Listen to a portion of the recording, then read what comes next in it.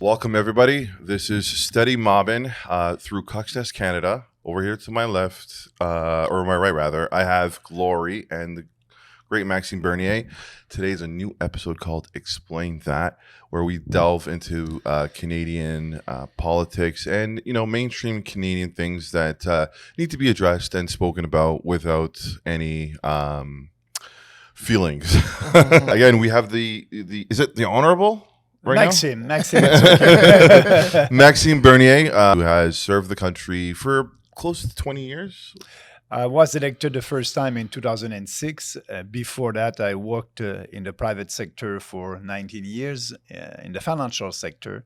And elected in 26 with the Conservative. I was minister under the Harper government. Yep. Elected until 2015. And 2019, and in 2019, I decided to run as a leader of the People's Party of Canada. Great. PPC. Yeah. Now, when people hear PPC, they there's a lens where the left media has labeled you as conforming to the left and the multiculturalism aspect of Canada. Yeah. That being said, why do you think your stance on immigration is understood by Canadians in general? Actually, I like that you're asking that question.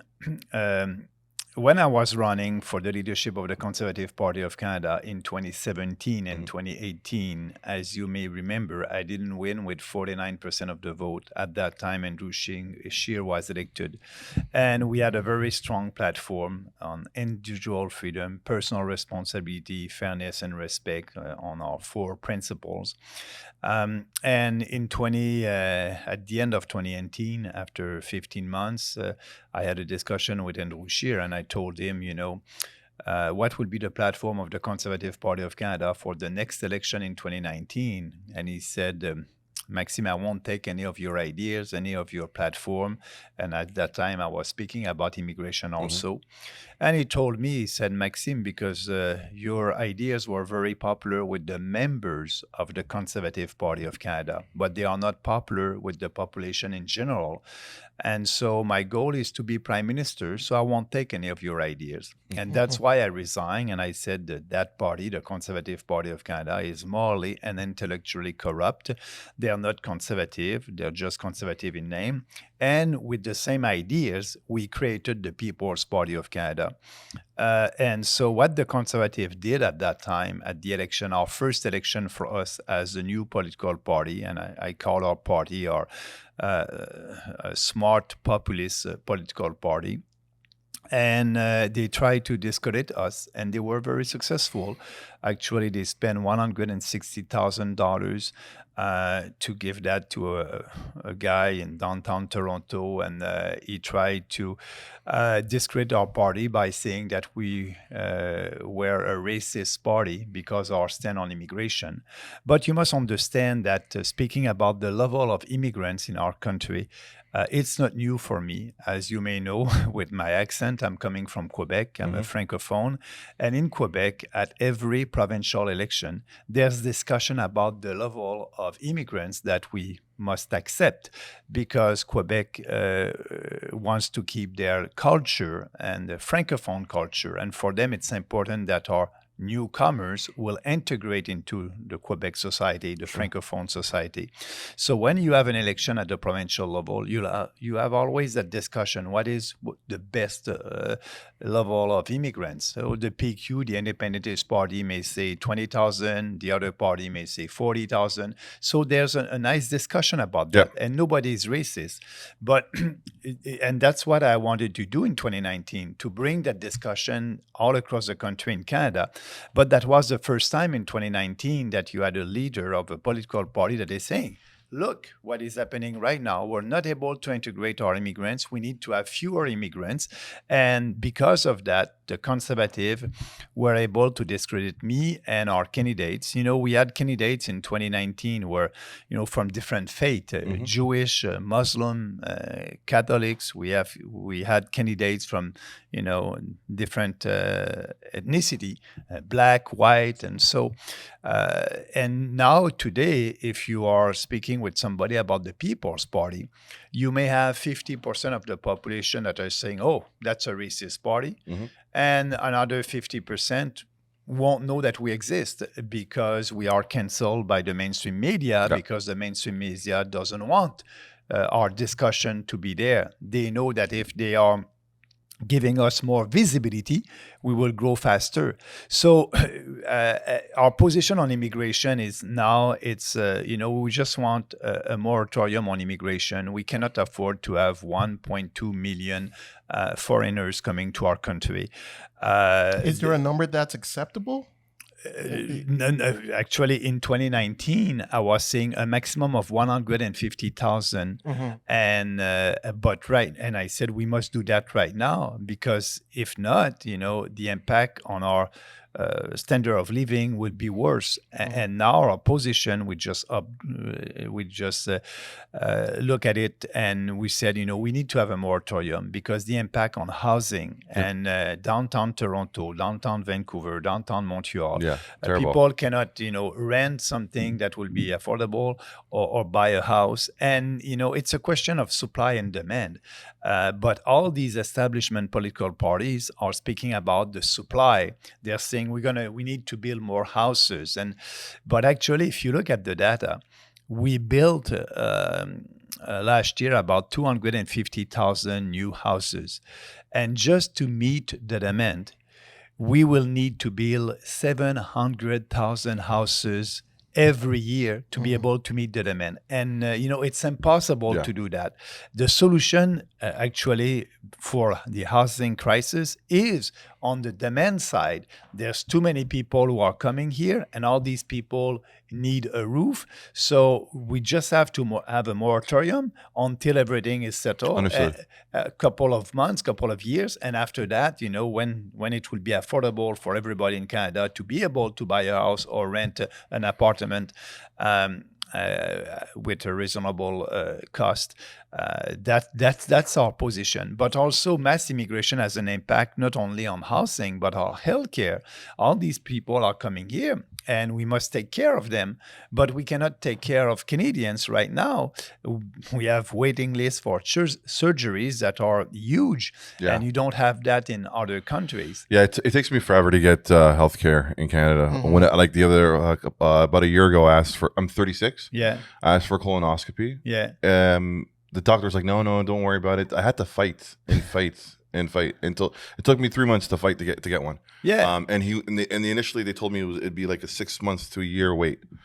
But I had to fight. I had to call every day and be like, hey, I need it.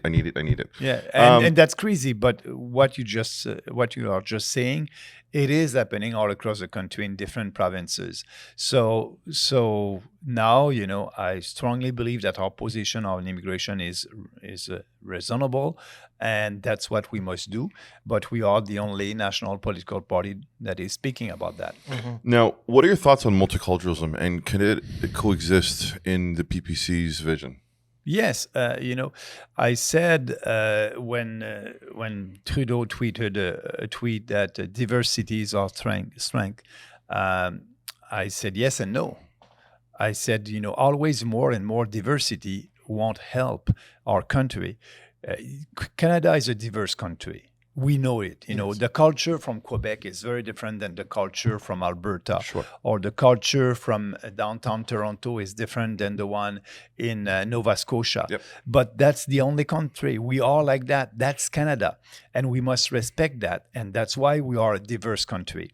But what we must promote, because we are a diverse country, we must promote unity. What unites us as a country, promote our culture, our history, And that's not what we are doing with multiculturalism. Multiculturalism is an idea, and it's a failed idea in Europe and here in Canada. We are saying to newcomers or foreigners that are coming here, don't integrate to our society. It's okay.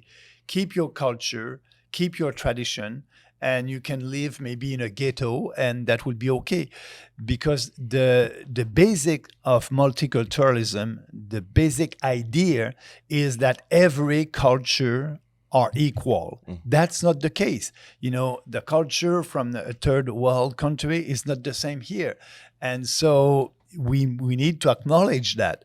And that's why we want to repeal the Multiculturalism Act and promoting what unites us. What the government is doing right now is the government will give money, for example, to the Chinese community to celebrate the Chinese New Year. Yeah. I don't have anything against that. But if they want to do that, they must do that by themselves with their own money. It's not the role of the government to promote that. The government must promote, Canada Day, the 1st of July, our history, the foundation of this country. That's not what we are doing. So now we are having too many people that are coming to Canada, and there's no incentive for them to integrate into our society. And in the past, if you want to come to Canada, you needed to speak English or French. Yep. Why? Because we wanted you to be part of the country, to be part of the society. Yeah. And it's easier for you if you speak the language. So we have a lot of immigrants that are, with us because they're telling me, Maxime, I came here 20 years ago, 15 years ago. It was very tough for me. I needed to learn French or English. And now we have an open borders policy and everybody can come. I'm glad you brought that up. I'm a second generation immigrant. Yeah. And when we got here in the late 80s, early 90s, it was completely different. Yeah. Canada, I felt like Canada invested into assimilating and integrating people. Yeah. And now I just feel like the immigrants are brought here and just left to fend for themselves and not integrated into the integrated society. They're not, and then bringing their ethnic conflict here, and elaborate on that ethnic conflict. What do you mean? But we have, for example, people from Indian origin. You have the independentist movement over there, and they're bringing that here. And they're why? If you want India to be an independent country, not India, but a part of India to be an independent country, go there and do that in your own country. Okay. But they're bringing that, and they're in our street and promoting their ideas, and they're not promoting the unity of this country. So that's what I don't like, and I'm not the only one. And what is happening actually right now, because we have so many foreigners that are here in Canada, the main political parties like the Conservative and the Liberal, they're living in the ghettos, like I said, in Brampton, Ontario. Yeah. It's like being in India. Same thing in Surrey, Surrey, BC. In these cities, more than 50% of the population is foreign born, more than 50%. So when you have that will be the native born Canadians in these cities that will have to adapt to them. Yeah. They cannot integrate our society. So we have so many people, they're living in ghettos, and when they're living in ghettos like that, for a national political party that wants to have more support and more votes and more candidates elected, they are pandering to them. They are pandering to their community. And look at Trudeau and Poilievre. They're putting on costumes every weekend to please them. And so that's the sad reality. Go on the Twitter account of Pierre Poilievre every weekend. You're going to see him with a different costume. Yeah. If he's with a Chinese community, it will have a Chinese costume, or Indian, it will have another costume to please them. And that's not us.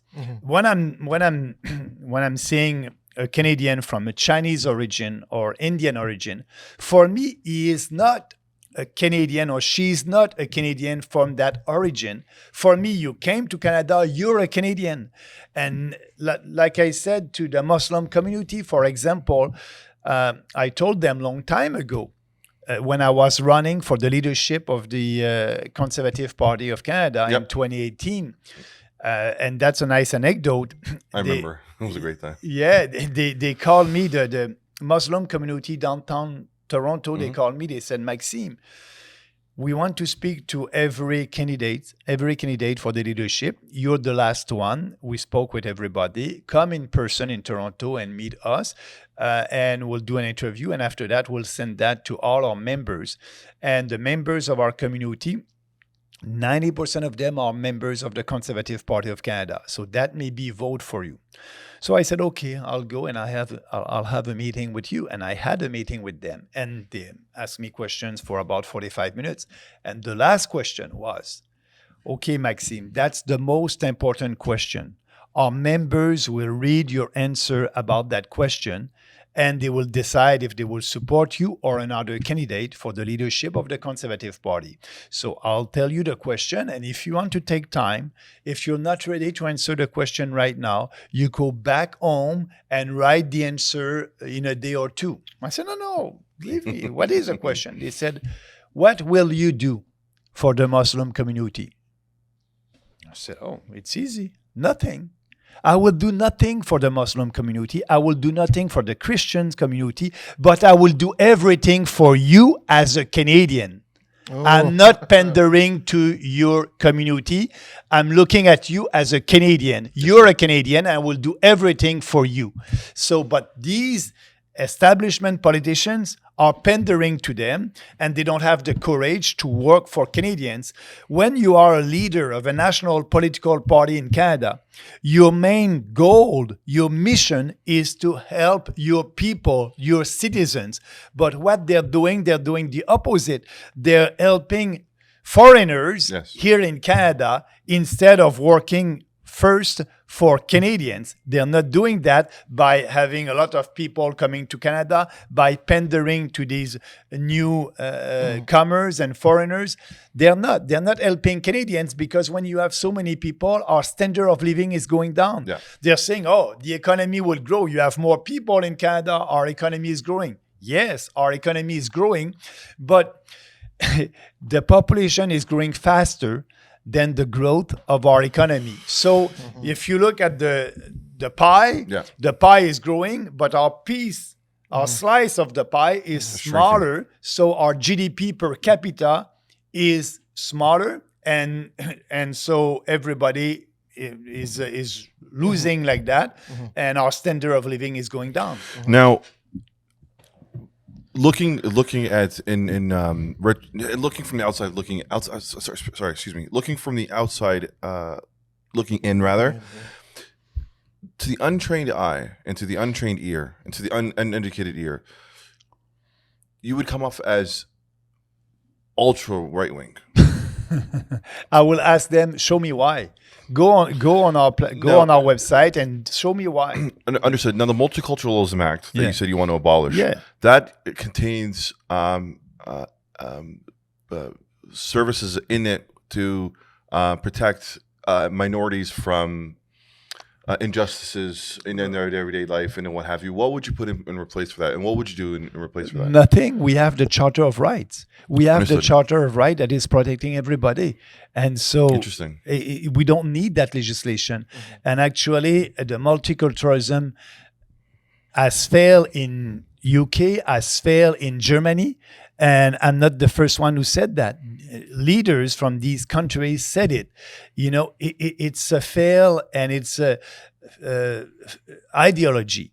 And we are opening our doors to people from different faith, different ethnicity. Yes.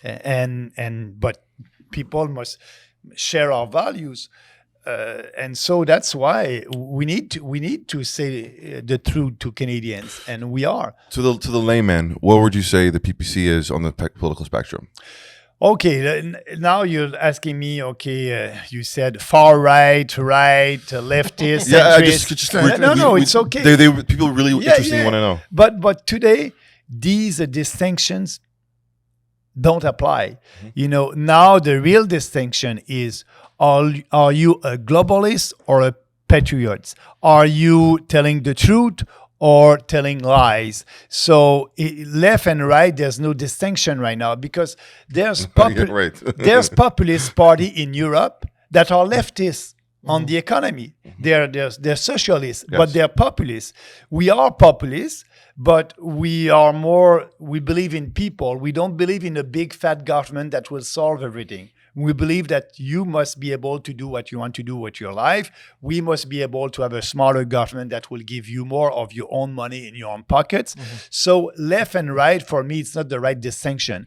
Is between a political party that will fight for you and fight for the sovereignty of your country, being with patriots, that's us, or globalists that will try to implement here socialist policies coming from the UN or the World Health Organization or the World Economic Forum. So we won't participate in these international organizations. So if you were prime minister, what are some key policies that you would push for to improve the livelihood of Canadians, you think? What would be like the top 2 or 3 But the things? top 2 will be, like I said before, moratorium on immigration for sure. Yeah. And so that will be done. And also the big problem that we have in this country is the inflation. And because of inflation also, our standard of living is going down. Inflation is like a tax. You know, these establishment politicians in Ottawa don't have the courage to tax you for the spending that they're doing because they know that if they tax you more, you won't be happy and you won't vote for them. But they want to keep these big programs, spending programs, because they know that you may like these programs and that money coming from the government. So what they're doing deficit. And the way to pay for that, it's with the hidden tax, the inflation tax, because inflation is a tax. If you have $100 in your pockets without inflation, you'll be good. Your purchasing power will be growing and stable. But with inflation, when you have $100 in your pockets, you won't be able to buy the same amount of goods and services with your dollars. So the politicians are telling you, keep your dollars in your pockets. I won't tax you. But because of that inflation, your purchasing power is going down, your standard of living is going down because the inflation is going up and you cannot buy the same amount of goods and services with that dollar in your pocket. So the way to fight inflation, first, it will be to balance the budget as soon as possible. We can do that in 1 year. By doing that, foreign aid, $10 billion that we are sending to other countries. We need to take care of Canadians first. So cutting foreign aid. What we gave to Ukraine for the war in Ukraine, $14 billion there. That's not our war. I'm the only one who's saying, we must promote peace and prosperity. And Polyev is saying that we must send more money to Ukraine. We can save another $14 billion there. Corporate welfare, all the subsidies that we are doing to big corporations. If you're a small business, you won't have millions of dollars from the government. It's about another $10 billion a year. You can cut that, and that would be fair for every business.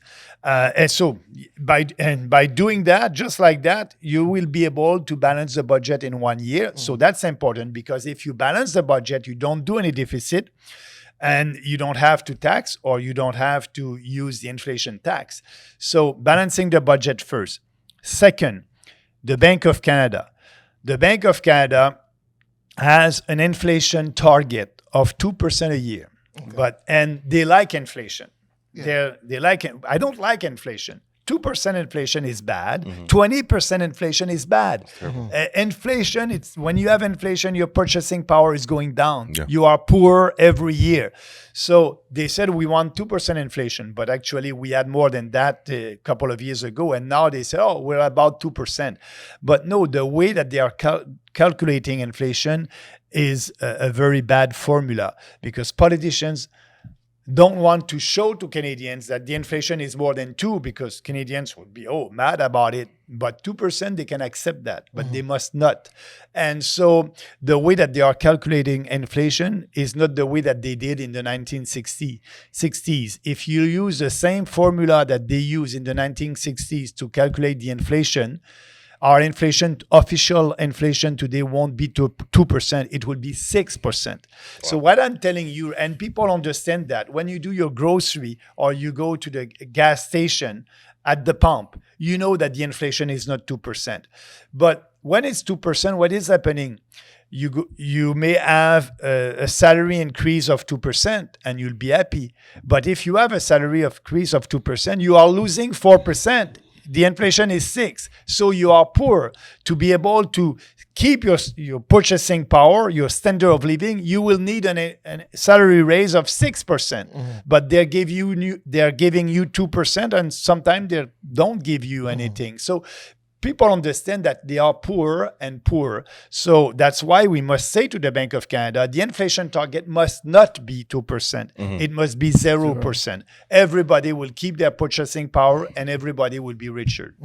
Back to the allocation of aid to Ukraine. Help me understand, why is it seem like there's so much emphasis on providing money to Ukraine? Because it's like billions of dollars, like you mentioned. Like, help me understand what's the incentive there? Why are we sending money to Ukraine?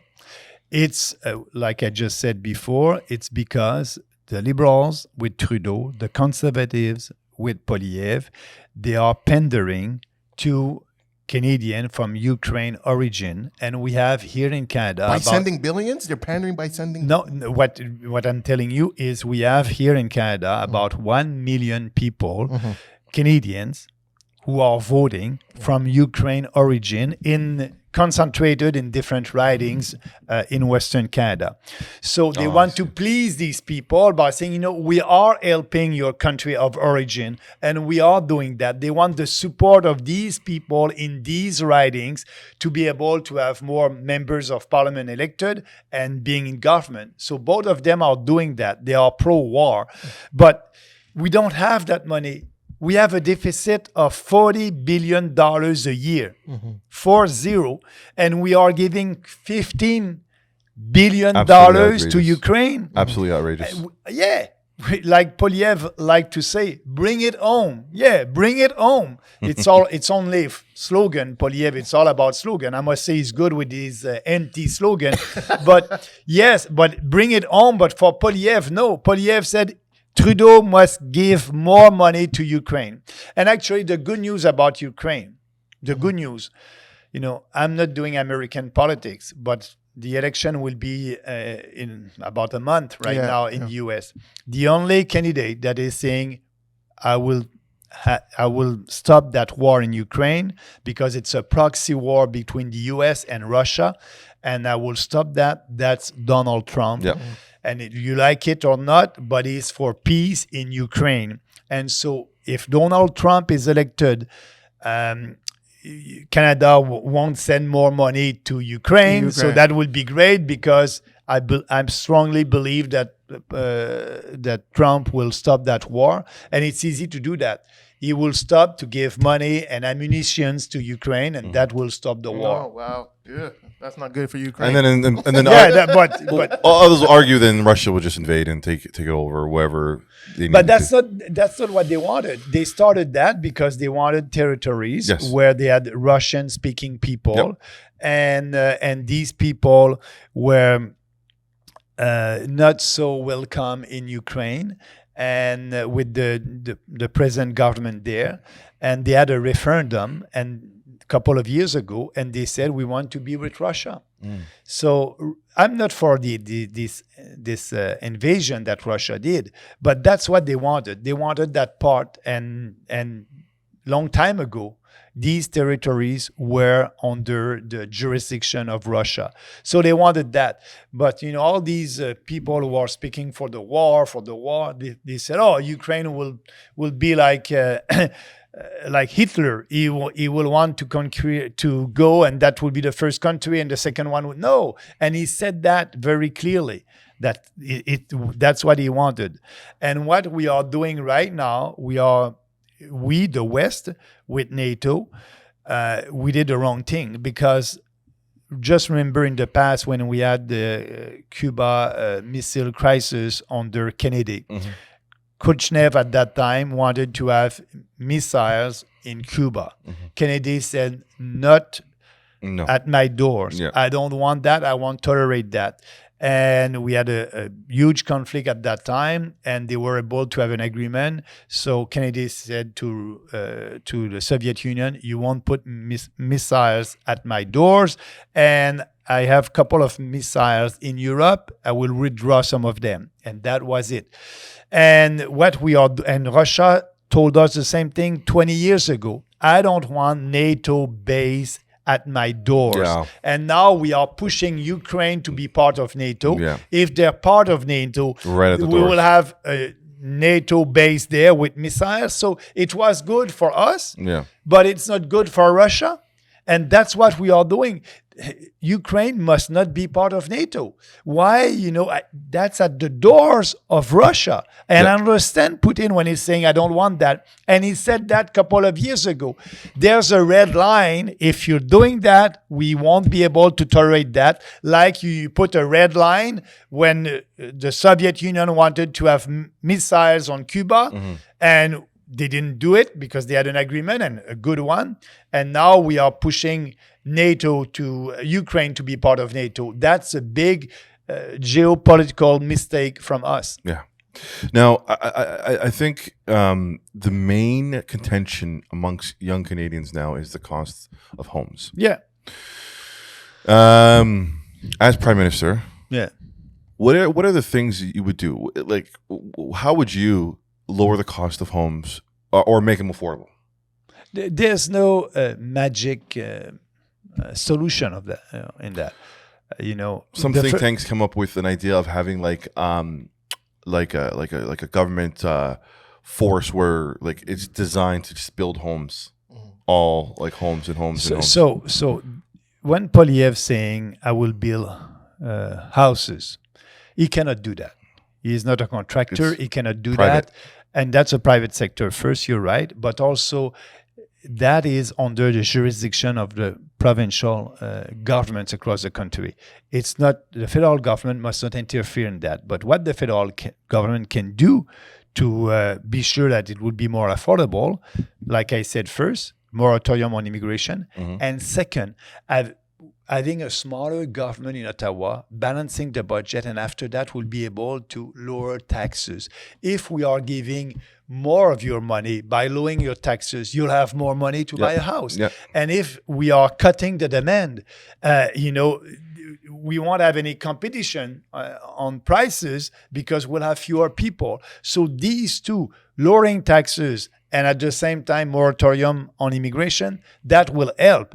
And maybe in some cities, you may ask for example, in Toronto, the mayor of Toronto to change the zoning regulations for building more houses, but that's a municipal jurisdiction. So and you are a voter at the federal level, the provincial level, and the municipal level. So if you want your municipality to change the zoning regulation to allow more houses or things like that, that debate must be at your city. And I'm glad you brought that up. Yeah. Guys, please pay attention. It is not the job of the Prime Minister. The Prime Minister is not going to change the housing prices. It comes down to the municipal level and the provincial level. When you guys are voting, vote on the municipal level and the provincial level. If you want to make a change, vote that way as well. And if you want to make change at the federal level, you'll be able to do that in a year, in October 2025. Do you think there's going to be do you think Jack Mead is going to slip his deal with Trudeau soon? Jack Mead is a good comedian, and is he really waiting for his pension as well? Like, this is what we're hearing. That's what I want to say. Yeah, that expression, follow the money. Just follow the money. Actually, the election was supposed to be the third week of October in 2025. Yes. But Trudeau, with the support of the NDP, they changed the legislation, and now the election will be the last week of October. 1 week. Why? Because a lot of members of the NDP, members of parliament with the NDP, they will have their pension. To be able to have a pension as an elected member of parliament, there's 2 conditions. The first one, you need to be elected 2 times. The second one, at least for 6 years.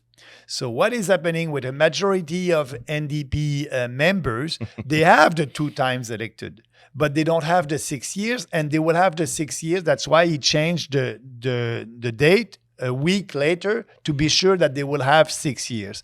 And so what I'm telling you, follow the money. They changed the legislation for that. It will be in October. It will be in October 2025. And actually, also, if we have an election, like some commentators are saying, oh, it must be this fall. It may be at the next budget. It won't happen at the next budget.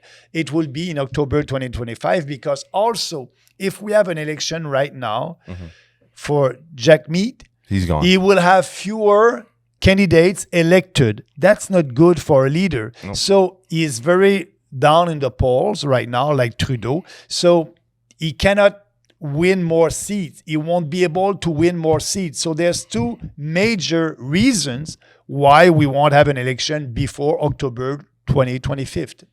Do you think the Bloc Québécois is problematic towards the Canadian identity in a whole? But they're problematic for Québécois because the Bloc Québécois is supporting Trudeau. And actually, if you look in Quebec at the provincial level, the PQ, the independentist political party, is very popular in the polls right now. If we have an provincial election tomorrow in Quebec, the PQ will win. And what the leader of the PQ is saying, if I'm winning the next election, you will have a referendum on sovereignty, the independence, the first year of my mandate. So the election in Quebec will be in 2026. And so that means that maybe before 2027, we will have, if the PQ is elected, we will have another referendum on the independence. So you must ask why the PQ is so popular right now?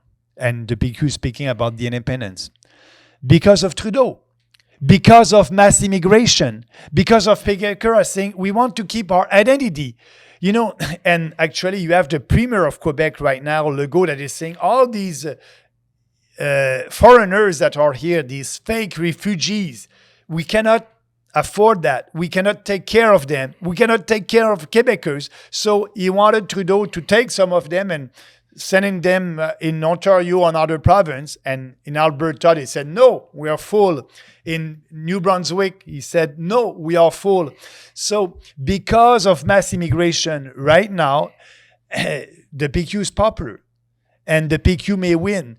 So who is helping the independentist movement in Quebec? That's Trudeau. Yeah. And the Bloc Québécois, by supporting Trudeau, all these leftist policies and mass immigration is not helping Quebec. Mm-hmm. So the Bloc Québécois is not working for the interests of Québécois like the leader of the Bloc Québécois like to say during an electoral campaign. It's always the same slogan.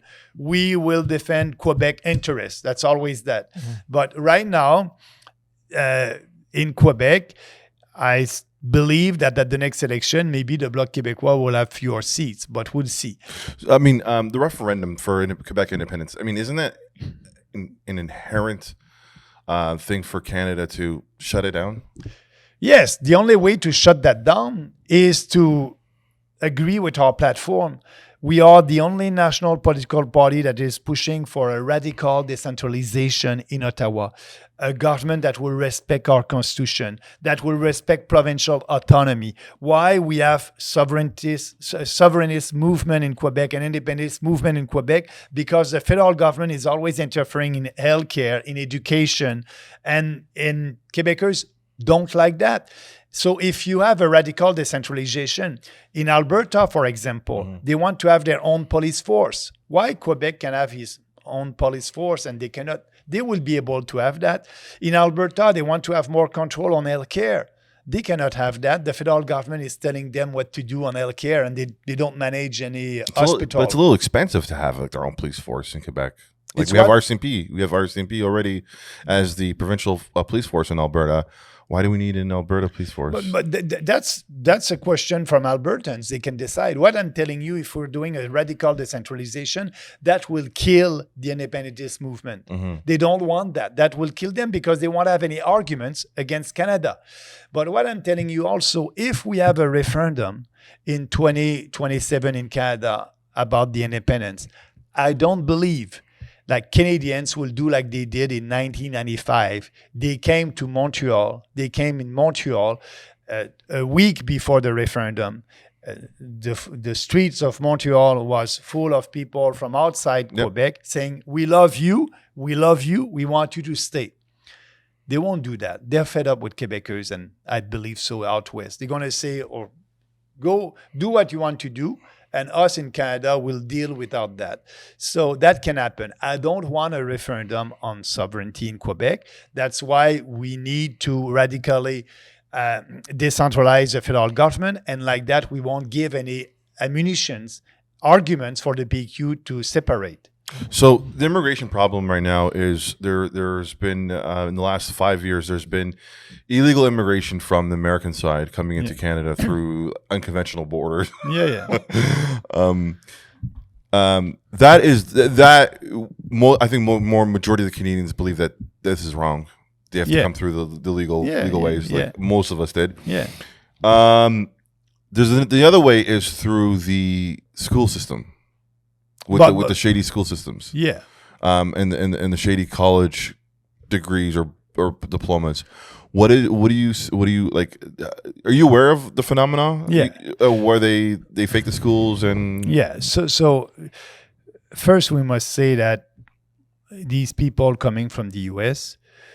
were not U.S. citizens. They were people coming from Haiti or other country in the U.S. and after that crossing the border illegally at the Roxham Road in Quebec. Yes. And I said we must close that. I said that a couple of years ago. Trudeau actually did it. But now we have 2 new Roxham roads in Canada. Yeah, there's ones in the west. At that time they had one in the west. But we have 2 new ones. Roxham Road, the Toronto Airport, Pearson Airport, and Montreal Airport. Now what is happening? Trudeau, if you're coming from a third world country, and you need to have a tourist visa to come to Canada, you need to show that you have enough money to come to visit the country and enough money to go back. But Trudeau changes the rules about that, and he did change that couple of years ago, and it's easier for them to have a tourist visa. And when they came with a tourist visa at the airport in Montreal or Toronto, they are saying, I'm a refugee. And that's what they're doing. They're refugees. So now they're coming. We had about 40,000 of them that came at the Toronto airport and Montreal this year, telling that they're refugees. What we must do to solve that, it must be more difficult for them to have a tourist visa. Now, because it's fake. They're not tourists. They want to come here, and after that, staying here and saying that I'm a refugee. So that's happening. You have the other problem also with the fake students. The majority of them, sorry to say that, but they are coming from India. And so they're coming here, and people in India are telling them, go to Canada and apply to be a student. And you're going to study. And after that, you will apply to apply to work to Canada. And after that, you'll be able to stay in Canada. So what is happening right now? They're coming to Canada. And it's about 36,000 of them the last couple of months. They're coming to Canada and as a student. But if you're a real student, when you have your diploma, you go back to your country. That we never had problems with that. They were going back. Now we have problems. They are saying, why? Because Trudeau decided, you're an international student. We're going to give you the right to work while you are studying, a couple of hours a week. we must abolish that. If you come here as an international student, you must have enough money, and your family must have enough money to pay for that. So now they are giving them a permit to study and a permit to work 10, 15 hours a week. And after when they have their diploma, some of them are fake diploma, they said that they don't want to go back. Yeah. And they said, now we want to stay here. And I said, no, if you're not leaving the country, you must be deported because you are cheating. You came under a student visa. You had your diploma. You must go back. Yeah. Now you're not respecting our legislation. And for not respecting our legislation, because they don't go back to their country, Poilievre and Trudeau are telling them, we're going to give you a nice gift. We will give you the permanent residency. I think. Correct me if I'm wrong. If my memory doesn't fool me, I think his father Pierre did something similar to that in his last hurrah, where he maybe I don't remember, but what is happening right now, that is the reality. So you have two leaders, Poilievre and Trudeau, who are pandering to the Indian communities, and they want their people to stay here, and they're saying, yeah, you are cheating. You came under a fake student visas. You came here because you wanted to be a Canadian citizen instead of applying in your country for a permanent residency. That's the right way to do it. Yeah. So now you want to come, you don't want to leave. Okay, we'll give you a permanent residency.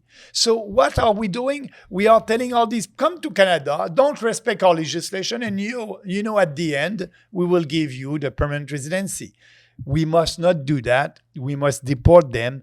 It's a big problem, and we have two leaders, three with the NDP, who are saying it's okay not respecting our legislation, our immigration policy. I think it stems down as well into the schooling, that school system, like these vocational schools that they have to go to. Yeah.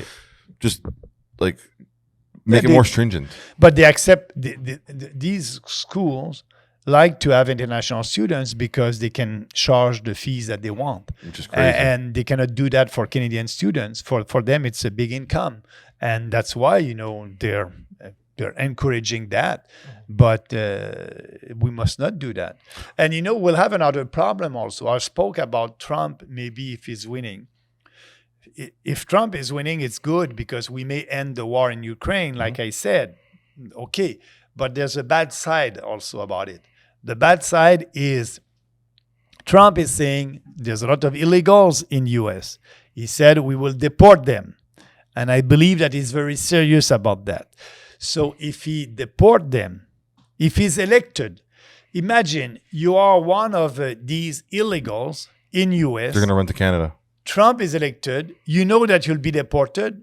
You walk through the north and you cross the border in Canada. We may have millions of illegals that will cross our border in Canada because they don't want to be deported. That's a big risk for us because I don't believe that Trudeau would say, no, you don't have the right to come here. You're not really refugees. We don't want you. I don't think that Trudeau will do that. So can you imagine if we have a couple of millions more that are crossing our border here in Canada when we have, all these problems with mass immigration? So that would be good for the U.S. Trump will solve his problem, but it may be bad for us because do we have numbers on how many illegals Trump deported during his presidency? I don't have any. I'd be curious to see that, right? Yeah. But what I know, we had 1.2 million foreigners last year in Canada. That's why our system is broken. Yeah. Is that including the vocational students as well? Yeah. Okay. The 1.2. I like your question. 1.2. You have 500,000. 500,000 of them are permanent residents. Mm-hmm. A person that is asking to be a permanent resident by the only door to be a permanent resident. So 700,000 of them are fake refugees, are international students who don't want to go back to their country of origin, and also are temporary foreign workers who are not temporary at the end and they want to stay here. So you have 700,000 newcomers, foreigners that are in Canada under these 3 programs. So that's why we need to have a moratorium on immigration. We need to radically reduce the number of international students. They must not have the right to work in Canada. They're coming here to study. Yes. Just study. That's it. And for the temporary foreign workers, we must allow that only for the agriculture sector. Which is needed. Agriculture absolutely. sector. Yeah. Now we are giving subsidies to big corporations like Canadian Tire, Walmart, Tim Horton, instead of taking Canadians who want to work with them. They're saying, no, you're too expensive, so we'll have cheap labor. It's crazy. So it's cheap labor for big corporations. And the coffee's not even good anymore. And sometimes you go to have a service at their store and they cannot speak English or French. So we must stop that. No more temporary foreign workers. Yeah. Only for the agriculture sector. That's it. And like that, Canadians would be able to... Last summer, young Canadians, that was very difficult for them to have a job because of that. Yeah, a lot of kids I know couldn't find jobs last summer. That's it. So we need to stop that. Quick question. Are you back on Twitter? Yes. And now I'm on TikTok. You're on TikTok? Yeah, I just started that a couple of weeks ago. I gotta follow you. While doing like a little brief research on you, what happened between you and Greta Thunberg? I mean, I think you guys had a thing, and like what happened there? Like, what happened there? I know it was a while ago, but it was like a big thing. And But first, I just said that climate change. She's pushing climate change and socialist policies, and I said there's no climate emergency, and they're using that to tax you and impose more regulations on Canadians. And I said when she was very popular and speaking about climate change. I just said that, we won't do anything about the climate. We, the People's Party of Canada, because there's no emergency. Poilievre and the Liberals, they are in line with the Paris Accord. And Poilievre, I understand he won't impose a carbon tax, but he will impose more regulations and maybe another tax to fight climate change because he wants to stay in the Paris Accord and to be able to achieve the Paris Accord goals. The problem is the Paris Accord on climate change. So we are the only party that will withdraw from the Paris Accord. We don't think that there's a problem with the climate, and the climate is changing and will always change, and that's life. Okay. So we had George Trombolopoulos here in last December. And he said that he went to the north.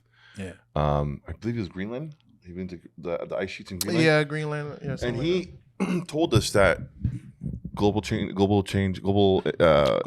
warming is real. The ice sheets are shifting due to our human input. What are we saying here? Well, I'm saying it's good, great. The climate is always changing. And now what's happening is, first they are saying it's because of us. They are saying it's because of us, because of CO2. And they are saying that CO2 is a pollutant. That's a lie. CO2 is a gas for life. CO2 is what I'm emitting right now while I'm speaking. And so CO2 is not a pollutant. And actually, if you have a greenhouse, and you want to grow plants, what they're doing in a greenhouse, you need CO2. They're putting CO2 there. It's food for plants. So if you have more CO2 in the atmosphere, the planet would be greener. And it's better when it's greener than it's not, So the Arctic, all that, it depends on when you start. You're saying, if you start 100 years ago, oh my God, it's disappearing, and the Arctic ice won't be there in 10 years. But if you start 1,000 years ago or 3,000 years ago, you're going to see that it was like that. Mm-hmm. So there's no urgency, and they have to prove to us that it's because of CO2. And CO2 in the atmosphere is less than 2% of the gas. So it's all manipulation, and they try to play with your emotions for you to change your behavior. They did that during COVID-19. Oh my God, that virus is very dangerous. If you don't take the shot, you'll die. And the shot is very good. That was a lie. They're telling, take the shot, you won't have COVID and you won't transmit COVID. But that was not the reality. The vaccine was not safe and effective. And, I didn't take the shot. And a person with a shot had the same probability than me to have COVID. So that vaccine was not effective. But they use fear to change our behavior and to control Canadians. And they want to use fear with the climate, saying it's the end of the world. Yeah. If you look at the newspaper in the 1970s, you can find, New York will disappear underwater because of climate change. They said that in the 1970s. Sorry, I'm 61 years old. I remember that. Mm-hmm. Now they're doing the same thing. They want to tax you. They want to change your behavior. And I don't buy that. And I'm asking people, do your own research and you'll see. So in Ottawa, I was reading an article the other day. Ottawa, on the federal level, employs most of the majority of the Canadians as a corporation, as like a business. They employ the most Canadians.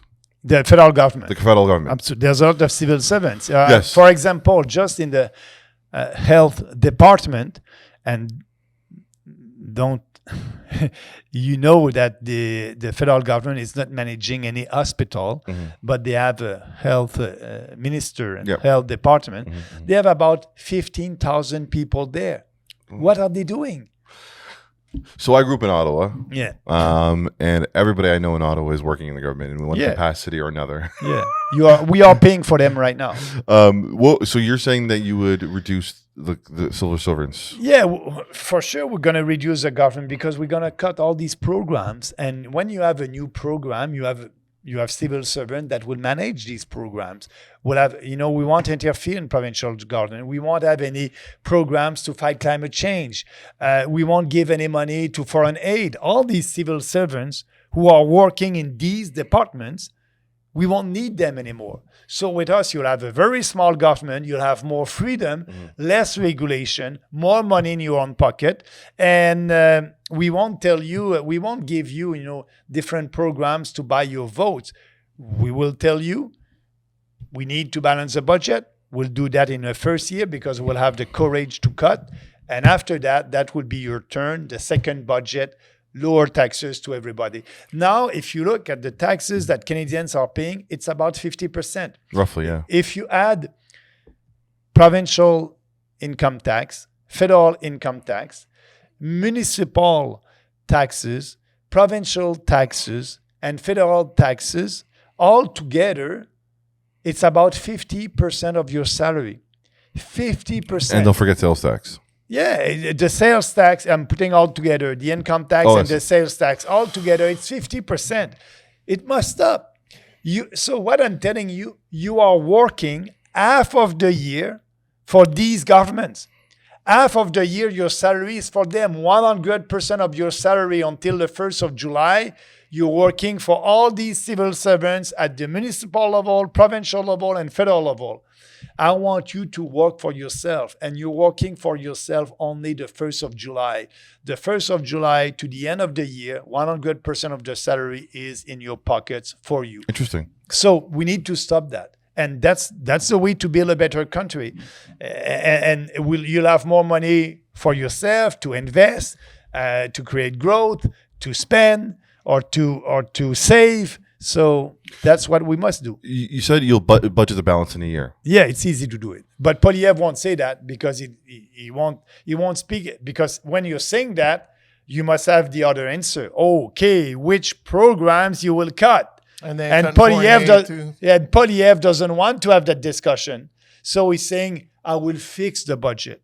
What is that? It's an empty slogan. Mm-hmm. Fix the budget in how many years? How are you going to fix the budget? He won't speak about that because he won't do that. Actually, the other leader of the Conservative Party, supposed to be Conservative Party, O'Toole. O'Toole, yes, I remember. O'Toole and Scheer, they said at the last election, O'Toole said, I will balance the budget in 5 years. He's asking for a mandate. When you 4 years. For 4 years mandate as a prime minister, and he's saying, I will do that in 5 years. So what he was saying, I won't do it. So Polyev, he may come at the next election and say, oh yeah, I will fix the budget in 4 years. You can do that in 1 year. He doesn't have the courage to tell you the truth and to tell you which programs he will cut because he knows that it must not be popular. And he's telling you what you want to hear. Polyev is following the public opinion. Mm-hmm. He's not a leader. He's not leading. He doesn't have a vision for this country. We have a vision. What we said in 2019 at our first campaign, I'm saying the same thing today, and that will be the same thing in 2025. We are doing politics on ideas with conviction. We don't change. We don't do any polls and focus group. Our goal is to inform and educate the population, and we think that the more we speak about something, the more popular it will become. And actually, if you look about, for example, immigration, I was supposed to be a racist in 2019. The Global Mail were writing pieces on me that I was a racist. And now in the Global Mail, every week, you can find a piece against mass immigration. So we were able to move the public opinion, and that's why it will be an interesting election, the next one in October 2025, because we will speak about immigration, and that will be the most important question. And we are very different because we are able to tell the truth than these liberals and conservatives, where their policies is an open borders immigration policy. I got 3 more questions. Yeah. Suck it to me. How would you balance the balance? How would you balance the books? Like, what would you what cuts would you do? No, I just said it. Foreign aid. 10 billions. Corporate welfare, 10 billions. Sorry. Corporate welfare, subsidies to big corporation, 10 billion. So I have 20 billion just right now. The deficit is 40 billion. CBC, Radio-Canada, another $1.2 billion. I will cut that. The war in Ukraine, another $14 billion. And that's not including the foreign aid. No.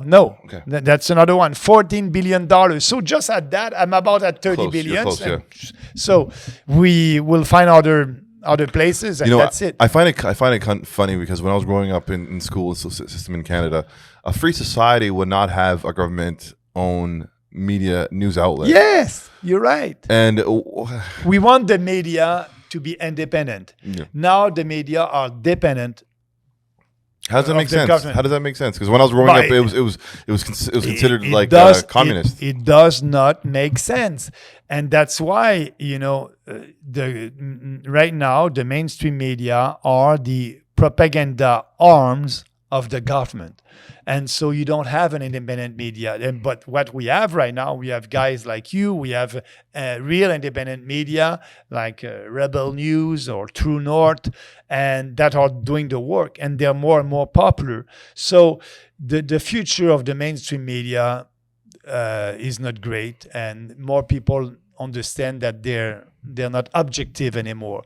And so that's why we need to cut that. If you live in a real democracy, the media must be independent. The role of the media is to be out there to tell us the truth, and not to the propaganda coming from the government, to be critics toward what the government is doing. We called the media in the past the 4 powers. You have the legislative, the executive, the judiciary in a democratic society, and you have the media, independent media. They were there to tell the truth and challenging the government.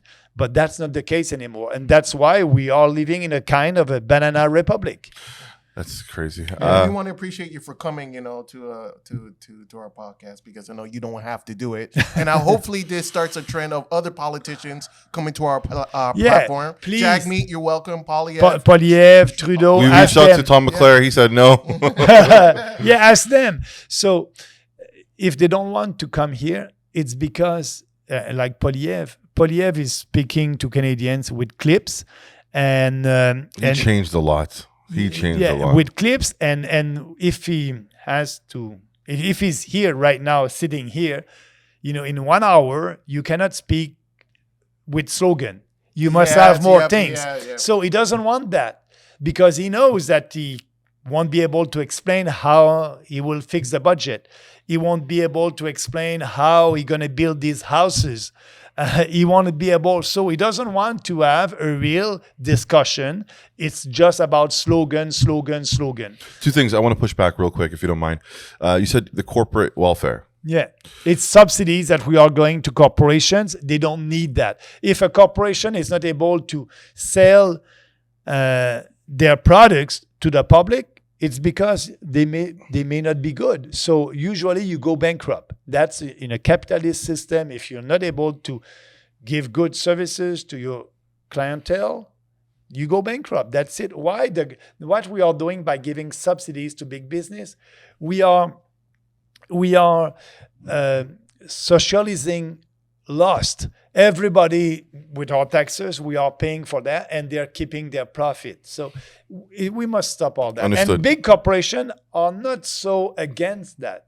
They won't speak, but they will like to. They like having that money. That's good for them. But if you cut that, they won't be out there. They know that it's bad, and some of them will say, "Great," because my competitor must die and go bankrupt. So you need to fix that. And the only way to do that is by cutting subsidies. Now, you ran, I believe, in Manitoba? I did, in Manitoba, in Portage-Lisgar, during a by-election last year. When I started that campaign, I was at 2 or 3%, and I was able to grow that, and I didn't win with 17% of the vote. So we have a strong team over there. And during the general election that will be in a year, I may go back and run there, because I will start with 17%, or I may run in Quebec. I don't know. I will have to decide before the end of this year to work in that riding and be present on the ground with them. All right. Well, this is the Steady Mobbin Podcast. We are in a new segment called Explain That. We have, to my left, I am Glory, and we have the founder and leader of the PPC, Maxime Bernier. Thank you for coming to the show. Thank you for giving me that privilege to be with you. What I will ask is if I can be with you a little bit before the next general election, because that will be interesting. I will be there, speak about our platform, and I want Canadians to be informed before the next election. We would love that. Sounds good. We would love that. So this is a calling out for all you politicians. Please, when we send you the emails, respond and come see us.